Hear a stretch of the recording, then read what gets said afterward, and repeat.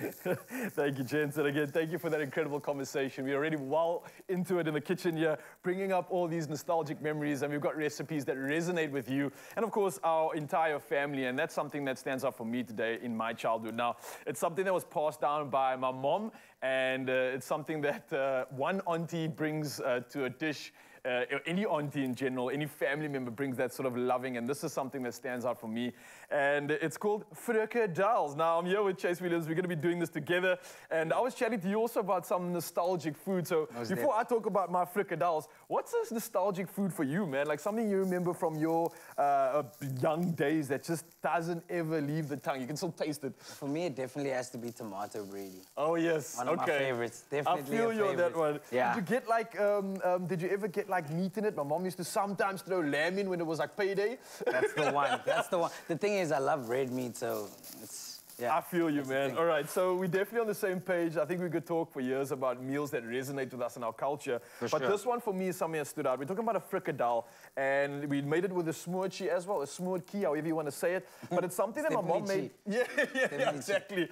So it's something my mom made because obviously we didn't always have a lot of cash. And I always wanted like burgers, like the fancy food. I'm like, Mom, they're making burgers and stuff. Like, how do we get that? She's like, okay, make our own. And it was a cool way to kind of make mince kind of last longer than you'd expect. So I'm going to start with the smoor here. You're going to be on the burger duty. Okay. Smoor is pretty simple. I've seared up some onions here, which I've already started, as you can see, smelling good. I've got some grated garlic, which is going to go into this. Some tomato paste. We added to that. And this is really where that sort of loving feeling comes in. Some sugar, salt and pepper, and then, of course, I've got some canned tomatoes here as well, just to kind of really make that a lot easier. So the smoor, yeah.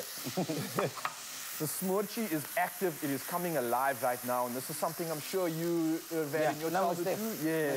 What did you have it with? The smoor, anything? Yo, bread, bro. Just bread, yeah. Butter, bread and butter. All right. I feel you, man. I think it goes good with anything. Just absorbs that flavor. So you're on the frikkadel duty officially. So you've got mince there. You've got some onion, parsley. Okay. Yeah, breadcrumb and egg to kind of bind it all. So you can kind of just mix all of that up in the bowl and have fun with it at the same time. Get some elbow grease in there.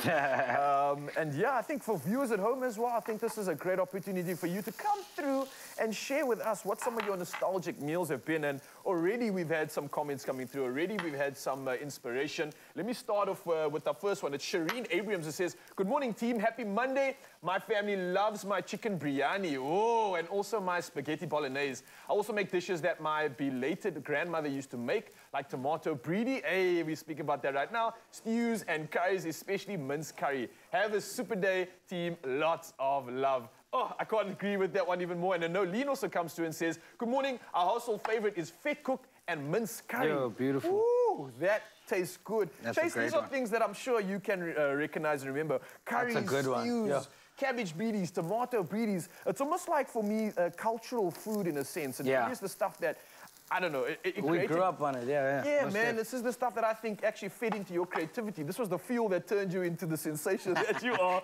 So we're thanking our parents, our moms, and the cultural food that's been passed down with that.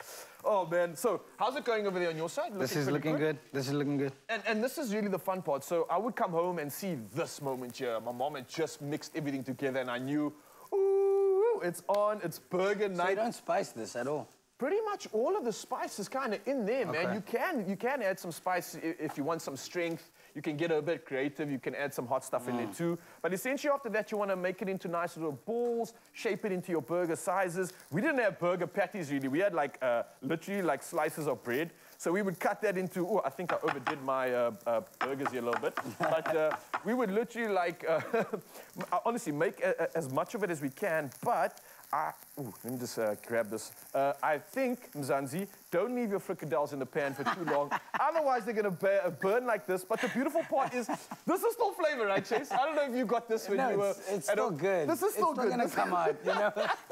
Thank you for making me look good on TV, bro.